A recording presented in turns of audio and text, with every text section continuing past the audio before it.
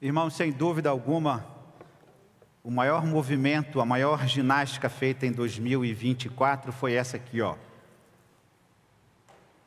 Foi a maior ginástica, o maior movimento realizado em 2024 foi esse. Para cima e para baixo. Isso não emagreceu ninguém. Você emagreceu por isso? Por esse exercício? Não. Ninguém emagreceu por isso. O que eu quero dizer com isso?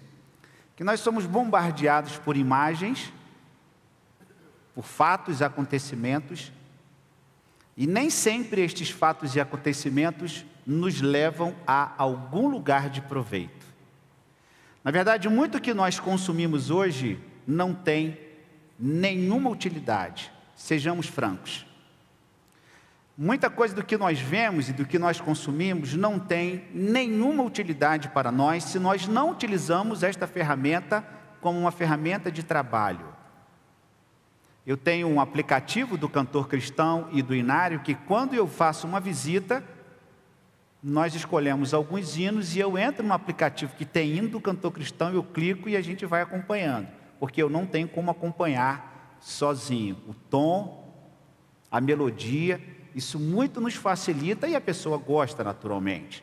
E tantos outros aplicativos que são importantes em nossa vida, o nome já diz, eles se aplicam a nós, mas muita coisa é descartável. Muita coisa não nos levará a lugar algum. E existe toda uma projeção, todo um estudo de que isso aconteça para que o homem perca o seu foco. Para que as pessoas se percam nos seus objetivos, nas suas metas, e elas se tornem, assim, de alguma maneira, pessoas que não vão a lugar nenhum e que, consequentemente, não produzirão absolutamente nada que seja relevante para a sua sociedade, para o seu tempo. É óbvio que nós nos valemos da tecnologia e nos valemos de tantos aplicativos importantes quando nós utilizamos isto para o bem da sociedade, para o nosso bem, para o nosso crescimento. Nós temos no mundo corporativo, empresarial, as grandes empresas, as grandes indústrias que dominam grandes mercados, projeções para 10 anos, para 20 anos. O carro que você vai comprar o ano que vem, 2026, já está sendo produzido e programado já há muito tempo. Aquele carro que está sendo divulgado em 2026, já colocando aí na sua mente o interesse por esse carro, o interesse por essa máquina, e aí você começa a pensar nisso, por quê? Porque alguém já pensou de antemão para te influenciar, e você já ficará ligado nisso. Assim funciona muita coisa. Assim é a nossa vida em muitas coisas. Nós vamos sendo levados. E é importante nunca perder de vista aquilo que nós gostaríamos de realizar como pessoa. Os nossos objetivos e os nossos propósitos. Será que nós ainda temos objetivos e propósitos para a nossa vida? Ou nós estamos simplesmente nesse movimento? Eu queria pensar com você nesta noite. Você tem objetivo para a sua vida? Você tem propósito para a sua vida? Ou a sua vida é um barco sem rumo, que a onda leva? É muito comum nas praias, aquela onda perigosa. O indivíduo entra e ele não sabe que ali tem uma corrente e a água está nos seus joelhos, mas ele está correndo alto risco de vida, porque aquele local que ele está é um local extremamente perigoso. Aquela onda leva para as pedras, para um buraco, para distante da praia. E os bombeiros sempre estão cansados de avisar: não entre aqui, bandeira vermelha, não entre aqui, bandeira vermelha. Aqui existe uma corrente, não creia que você vai sair dessa corrente, porque o mar é mais forte que você. E muitas pessoas teimam e elas não conseguirão sair se alguém não entrar e socorrer. Às vezes a nossa vida é assim também. Nós entramos e vamos deixando que a vida vá tomando o seu rumo, sem que nós não nos coloquemos numa atitude de estabelecer propósito. Talvez o propósito para muitas pessoas seja ficar rico. Glória a Deus por isso, que bom. Seja rico e ajude as igrejas, ajude os pobres, ajude as pessoas. Seja rico, divide a sua riqueza. Muita gente quer ficar famoso, muita gente quer ter muitos seguidores e por aí vai nos objetivos desse tempo.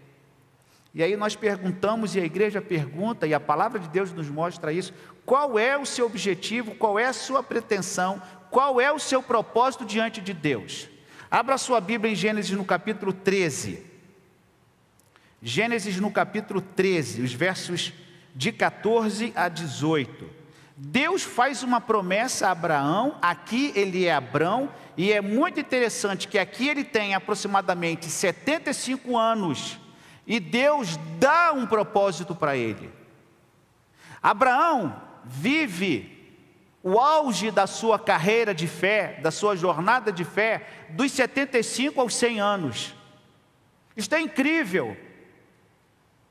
Um homem que recebe uma promessa de Deus tendo 75 anos, e esta promessa vai até o final da sua vida, ali aproximadamente aos 100 anos de idade, ele e a sua esposa, Sara, antes Sarai. E como que Deus estabelece propósitos e promessas para uma pessoa nesta idade, e essa pessoa então corresponde, porque ela também aceita este propósito e este direcionamento. É isso que muitas vezes falta a nós. Como povo de Deus, como povo que tem um objetivo, como povo que pensa no futuro, como povo que precisa se utilizar das ferramentas para o bem-estar, para o crescimento espiritual, para o crescimento familiar, para o crescimento profissional, para a nossa vida de uma maneira abrangente em todas as áreas da nossa vida. Por quê? Porque nós temos os recursos e nós devemos aproveitá-los. Deus faz promessas a Abraão, e eu quero destacar aqui com você, nesse texto, algumas atitudes para 2025. Leiamos o texto, Gênesis 13, de 14 a 18. Disse o Senhor a Abrão, depois que Ló se separou dele: ergue os olhos e olha desde onde estás, para o norte, para o sul, para o oriente, para o ocidente, porque toda essa terra que vês eu te darei, a ti e a tua descendência para sempre. Farei a tua descendência como o pó da terra, de maneira que se alguém puder contar o pó da terra, então se contará também a tua descendência. Levanta-te, percorre essa terra no seu comprimento e na sua largura, porque eu te darei. E Abrão, mudando as suas tendas, foi habitar nos carvalhais de Manre, que estão junto a Hebrom, e levantou ali um altar ao Senhor.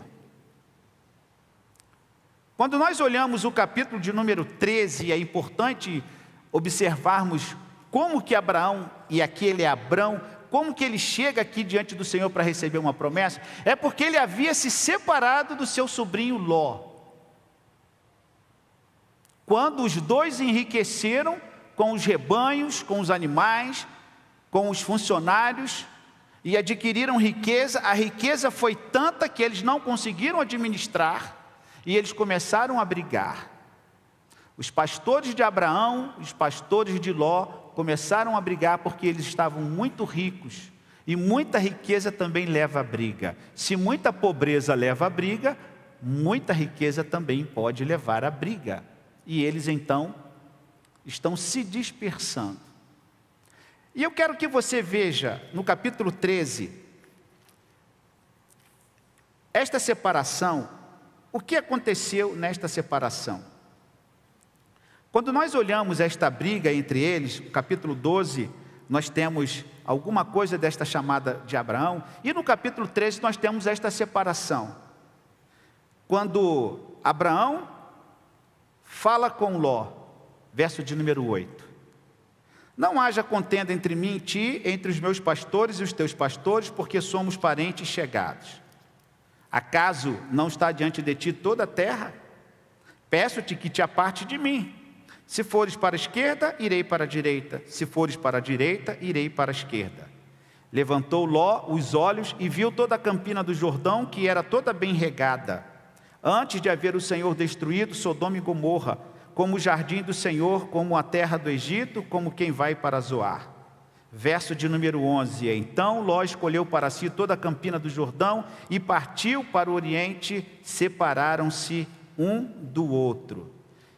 Habitou Abrão na terra de Canaã, e Ló nas cidades da campina, e ia armando as suas tendas até Sodoma. Abrão, que tem uma chamada de Deus, fala com seu sobrinho: se você for para a direita, eu irei para a esquerda. Se você for para a esquerda, eu irei para a direita. Escolhe o que você quer. Te dou a liberdade de você escolher o melhor. Aqui nesse texto, se o irmão percebe, em nenhum momento Ló consulta o Senhor.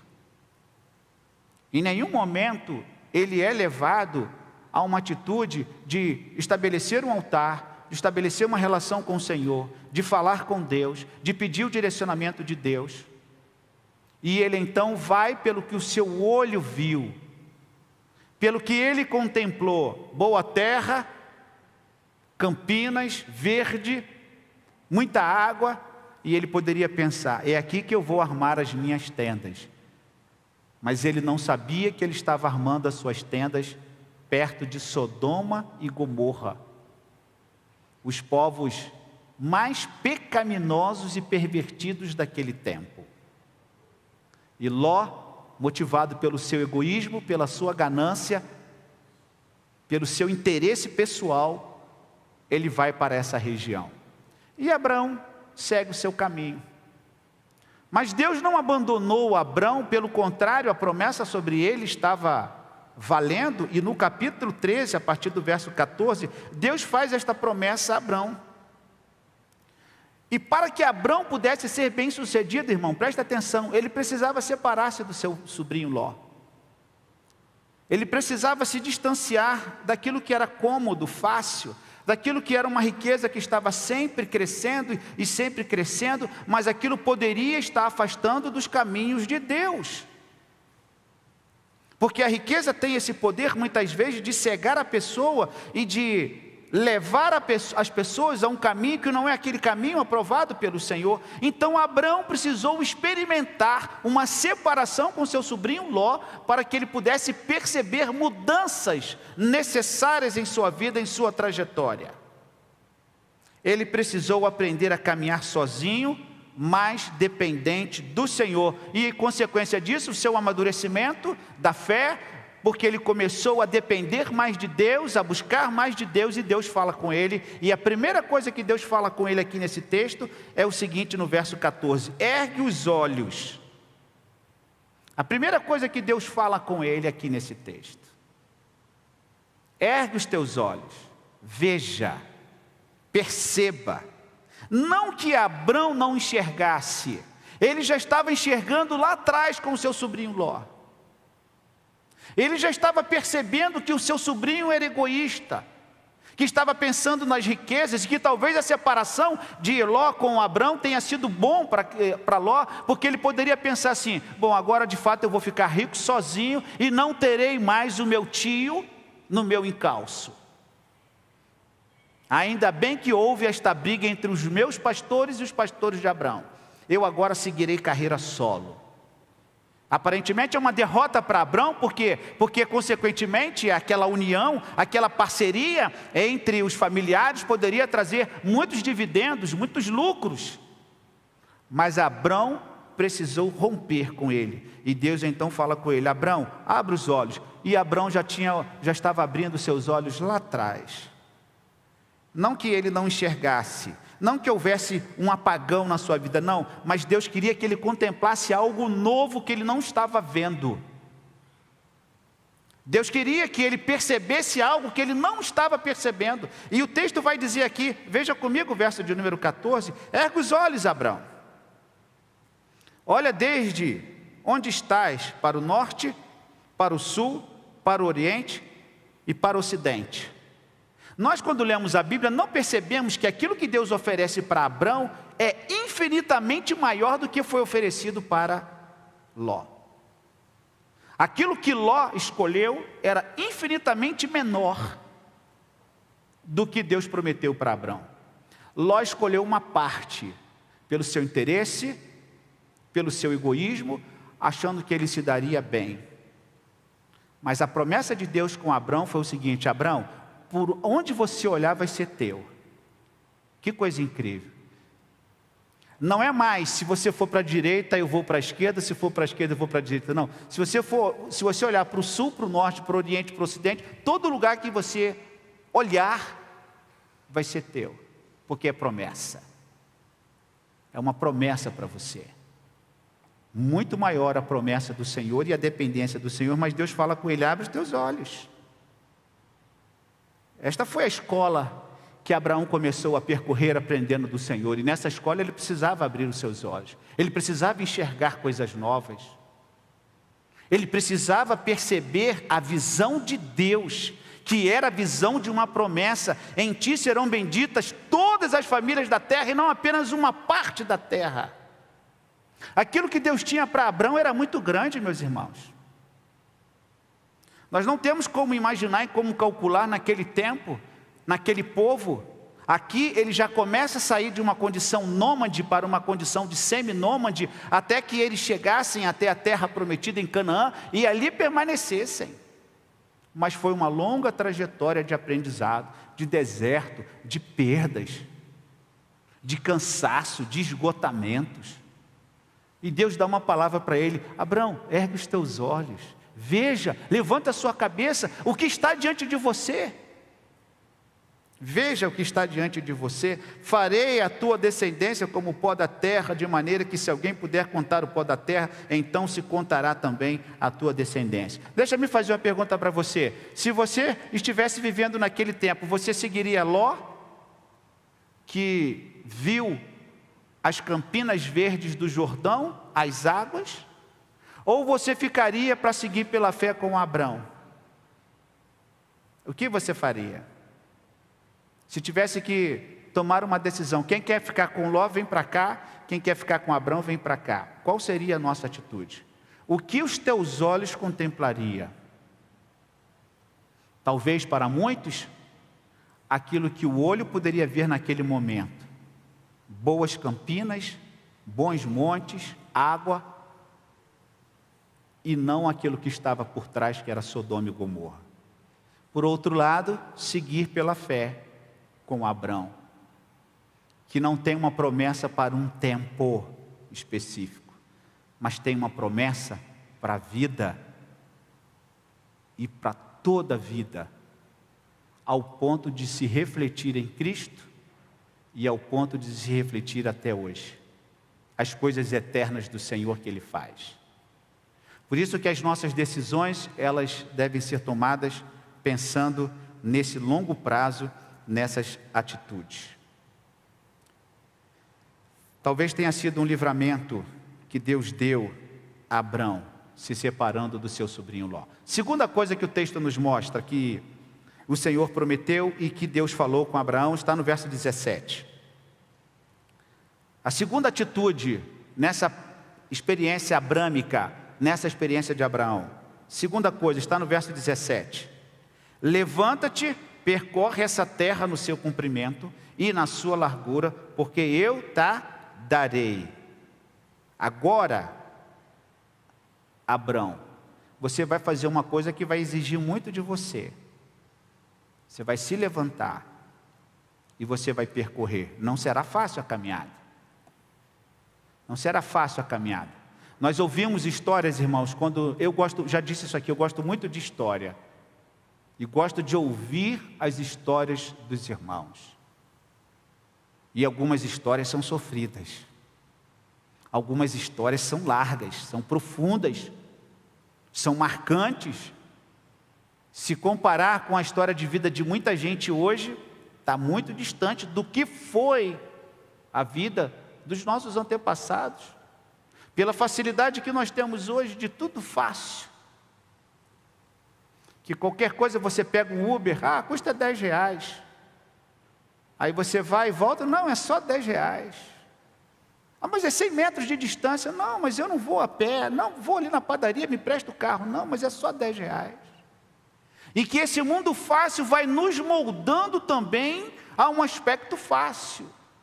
em que as nossas atitudes também nos levarão a decisões fáceis. E tudo aquilo que é fácil, meu irmão, desconfie, porque há um preço a pagar. E Deus fala com Abrão: abre teu olho e se levante, não fica aí parado não, você vai ter que se mover, você vai ter que conquistar. E é interessante que esse ato, esse costume de se movimentar e percorrer a terra, era um costume lá já dos mesopotâmios, dos caldeus, do mundo antigo, bem antigo mesmo, já antes de Abrão. Eles tinham por costume exatamente o que Deus fala com Abrão, que ao percorrer a terra, aquela terra passaria a ser a sua propriedade. Olha que interessante, o esforço que você possui, que te leva a uma aquisição, que te leva a um bem, que te leva a uma prosperidade, que te leva a uma bênção. Olha que interessante. A terra será sua, mas você vai ter que percorrer. Você vai ter que andar muito, de norte a sul, leste a oeste. Você vai ter que pagar o preço. A coisa não vai cair do céu. É preciso se movimentar. Por isso, Abraão, levanta-te. O caminho é longo. O caminho é espinhoso. O caminho é duro. Levanta-te. Saiba do que eu sou capaz, Abraão. Não fique aí parado, siga. E Deus então diz a Abrão para que ele percorresse toda aquela terra, e ele iria adquirir por direito aquela terra que seria percorrida. É tão interessante isso que em Roma esse costume também é repetido. Em Roma antiga, também se agia assim. Quando eles caminhavam um território muito longo, muito extenso, aquela terra, aquela parte de terra, ela era dada como direito, como propriedade àquela pessoa que percorria. Que coisa interessante, conhecer a terra. Conhecer a terra. Conhecer a dinâmica da terra. Conhecer a sociedade que você vive. Conhecer aquele concurso que você quer fazer, conhecer aquela carreira que você quer seguir, saber distinguir e diferenciar uma coisa da outra, ter esse tipo de conhecimento, a terra que eu irei pisar, a carreira que eu vou me envolver, que provavelmente eu levarei até o final da minha vida. E é muito comum, muitas vezes, crises aos 40 anos, quando a pessoa chega aos 40 anos, e aí tem uma crise e ela pensa assim: poxa vida, era essa mesma carreira que eu tinha que escolher? E muita gente muda. Eu conheci uma pessoa que estava no último ano de medicina. No último ano de medicina. E os irmãos sabem que são 6 anos a graduação. E um indivíduo abandonou tudo para fazer direito. Depois de 6 anos. E graças a Deus feliz. E conseguiu engrenar. E assim deve ser. Novas oportunidades, ninguém é obrigado a seguir uma carreira que não quer, de ficar infeliz, de não ter satisfação pessoal, de não ter alegria, de poder servir as pessoas com alguma coisa que Deus colocou no coração. Isso era o que Abraão tinha que fazer, conhecer a terra, conhecer os problemas, conhecer as dificuldades, conhecer os percalços, conhecer as implicações daquela escolha. E é muito importante que saibamos a respeito disso. O governo federal está abrindo agora 1.600 vagas para mulheres que queiram entrar para o serviço militar, como soldado. Você acha que a pessoa vai entrar para o serviço militar e descobrir que o serviço militar é da maneira A, B ou C quando estiver lá, ou ela tem que descobrir antes? O que é que você acha? Ela vai fazer a inscrição. No ano em que completar 18 anos, você vai procurar a junta militar e vai se inscrever para o serviço militar. Essa mulher, essa menina com 17 anos, no ano que completar 18 anos, se ela desejar entrar para a carreira militar, ela vai descobrir como é a carreira militar depois que ela receber uma farda ou antes? Aí alguns militares aqui falarão comigo assim: ah, pastor, acho que elas vão descobrir o que é vida militar lá dentro. Lá dentro que eles vão descobrir o que é ser militar, o que é vestir uma farda, porque até então as pessoas não irão saber. Tudo bem, que aprendam e que saibam lá dentro como é servir ao exército, marinha ou aeronáutica. Mas é preciso conhecer. É preciso saber. Ficamos imaginando, como por exemplo, uma pessoa que por função, um soldado militar, uma pessoa que como função tem que segurar um fuzil. Já segurou o fuzil alguma vez, pastor? Nunca segurou numa arma pesada? Nunca nem deu tiro no dia do soldado? Eu já. Aquele tiro que engana a criança, né? Que a gente vai lá no quartel no dia do soldado, anda de blindado e vai ali, atira naquele fuzil e você fica feliz achando que deu um tiro de verdade. Não tem como não estar preparado para seguir uma carreira. E eu aqui utilizo de um exemplo militar, mas em qualquer carreira que exige o conhecimento. Por isso, Abrão, levanta-te, percorre a terra e vai conhecer. Terceira coisa que o texto nos mostra, veja aqui comigo, irmão. Gênesis capítulo 13, agora no verso 18. Verso 18 diz assim: e Abrão, mudando as suas tendas, foi habitar nos carvalhais de Manre, que estão junto a Hebrom, e levantou ali um altar ao Senhor. Aqui, Abrão, já sabendo que ele tinha que se levantar, que ele tinha que abrir os olhos, ele também precisou fazer algumas mudanças e alguns ajustes. Identificar o seu local, perceber para onde que ele iria, qual é o melhor local de armar a sua tenda, onde sua família melhor estaria, como que seria essa dinâmica da logística, da geografia. Ele precisava, e o seu desafio agora é mudar as suas tendas, é fazer alguns ajustes. E é interessante, irmãos, que Carvalhais do Manre, 30 quilômetros ao sul de Belém, se tornou para Abraão, o principal centro do seu movimento. Muito interessante. Deus o conduziu para uma região, localização de Manre. Olha que coisa interessante, foi identificada o carvalho do descanso. Que coisa maravilhosa, como que Deus conduz a vida do seu servo. Onde há uma árvore chamada carvalho de Abrão, ou seja, casa do abençoado. Você talvez tenha lido na sua Bíblia várias vezes Carvalhais de Manre e nunca soube disso. E quem era este Manre? Está aqui na Bíblia. Veja aqui comigo o capítulo 14. Capítulo 14, verso de número 13. Porém veio um que escapara e o contou a Abraão, o hebreu, que habitava junto dos carvalhais de Manre, o amorreu. Era uma pessoa. E ele vai se repetir no verso 24 do capítulo 14. Nada quero para mim, senão que os rapazes comeram a parte que toca aos homens, Aner, Escol e Manre, que foram comigo, estes que tomem o seu quinhão. Ou seja, era uma pessoa que dominava, que tinha essa propriedade, este local, que Abraão vai comprar e que inclusive se tornará um centro geográfico na vida de Abraão. E este lugar é conhecido como lugar de descanso, traduzido como lugar de força ou gordura. Que coisa maravilhosa, que coisa espetacular. Seu nome deriva da raiz primitiva Mara, que tem estes significados. Lugar de descanso. Quem que descansa mais, Ló ou Abrão? Quem que é abençoado verdadeiramente, Ló, que escolhe o que os seus olhos egoístas escolhem, verifica, ou aquele que espera a promessa de Deus? Aquele que tem paciência para aguardar a promessa de Deus. E que Deus sabe, que Deus conduz e fala assim: Abraão, calma aí, a tua hora vai chegar. O seu momento vai chegar. Não se preocupe. Abra os teus olhos, veja o que eu farei. Levanta-te.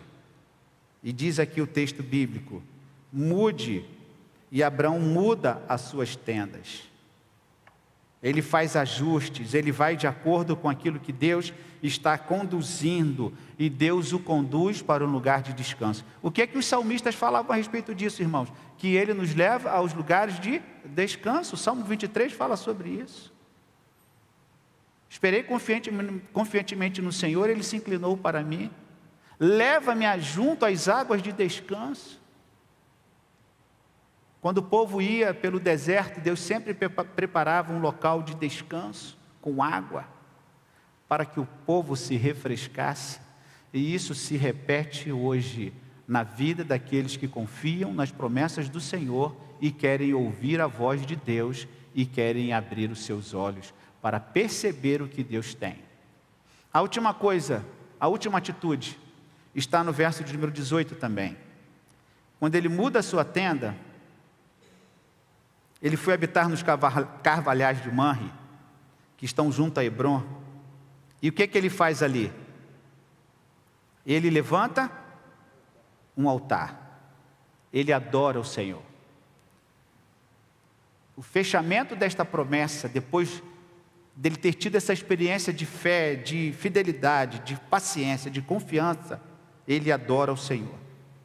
E adorar ao Senhor é viver para o Senhor.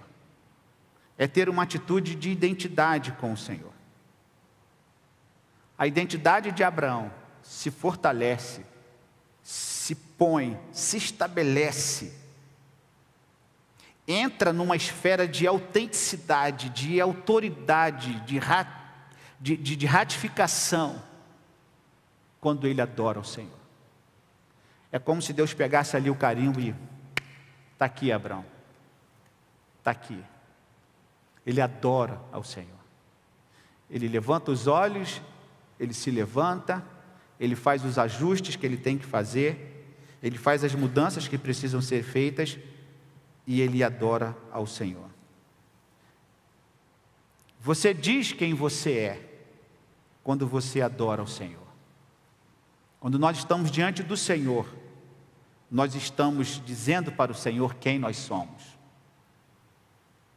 E qual é a influência de Deus em nossa vida através do Espírito Santo? Abraão não apenas conquistou a terra, não apenas percorreu a terra, não apenas se levantou para conquistar a terra, mas ele também adorou o Senhor. Aqui está o segredo, irmãos, da vida do crente com Deus. O crente que adora. O crente que adora não é derrotado.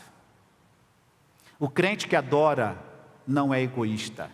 O crente que adora não pensa nos seus próprios interesses. Ele tem um canal direto com Deus. E nesse ato final de Abraão, nesse texto, antes da guerra dos 4 reis contra 5, e toda a história de Ló será também, se desencadeará na sua prisão, e Abraão vai lá para socorrê-lo, salvar seu sobrinho Ló, numa história interessantíssima que eu convido você para que leia em casa a respeito dessa história. Ela vai a partir do capítulo 14 e por aí vai, quando Ló é levado cativo e o Senhor então faz aliança com Abrão. Ele muda o nome de Abrão e leva a uma outra experiência para que ele pudesse ser pai de uma grande multidão. Mas ele não chegou assim de qualquer maneira. Por isso eu queria refletir com você, finalizando esta mensagem. O que você tem estabelecido para 2025? Você já estabeleceu os seus propósitos, as suas metas? Talvez o carro que você queira comprar já esteja prontinho lá na Europa, em algum lugar, só esperando embarcar para o Brasil. Eles já estão preparados. Talvez o curso que você queira fazer já esteja pronto, é só você pagar e clicar. Mas e você, eu pessoalmente? Será que nós já estabelecemos as nossas metas para 2025? Será que nós já buscamos a presença do Senhor? Já nos alinhamos com Deus neste sentido? E talvez algumas questões e algumas coisas que aparentemente sejam interpretadas como perda, mas nós temos a promessa de Deus sobre nós. A perda estará quando nós nos distanciarmos do Senhor. Por isso, meu irmão, aplique essas atitudes vindas do Senhor na experiência de um homem, como eu disse no início, que tinha mais ou menos 75 anos, e que pôde experimentar do Senhor, e que pôde vencer, e que pôde adquirir propriedade, que pôde percorrer, mas que acima de tudo foi abençoado, e nos deixou esta palavra: em ti serão benditas todas as famílias da terra. As nossas decisões, as nossas escolhas, as nossas metas, o nosso foco determinará muito daquilo que nós viveremos e experimentaremos no futuro. Que Deus assim nos abençoe, meus irmãos, na vida deste homem considerado o pai da fé. O pai da fé. E a palavra de Deus nos mostra essa linda história de alguém que confiou, de alguém que ergueu os olhos, se levantou, fez ajuste mudando as suas tendas e adorou o Senhor levantando um altar. Feche os seus olhos nesse momento.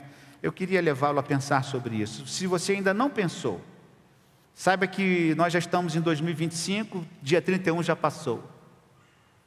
Você tem suas metas estabelecidas, você já colocou diante do Senhor, você já consultou a Deus sobre o seu propósito, o que Deus quer de você em 2025?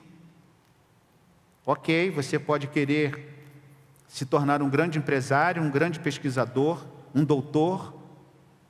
Você pode se tornar o melhor na sua área de TI, na área da saúde, ou em qualquer outra área, mas você já entregou ao Senhor a sua vida, o seu caminho, você já entregou a Deus os seus propósitos, o Senhor estará abençoando a sua vida?